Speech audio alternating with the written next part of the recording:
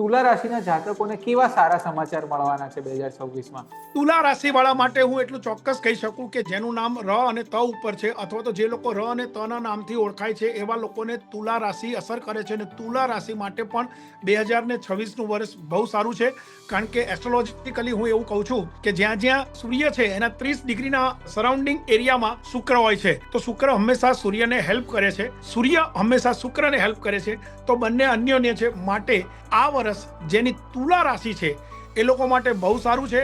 અને એવી વ્યક્તિ માટે માત્ર મારે એટલું જ કહેવાનું છે, જો શક્ય હોય તો તમે ગરીબ માણસોને કપડાનું દાન કરજો. જો તમે ગરીબ માણસોને કપડાનું દાન કરશો અને એવી વ્યક્તિ કે જે માની લો કે કોઈ અનાથ આશ્રમ હોય, એ અનાથ આશ્રમમાં માથામાં નાખવાનું તેલનું જો દાન કરશો તો હું એવું માનું છું કે તમારું આ વર્ષ ખૂબ સારું જશે અને જશે.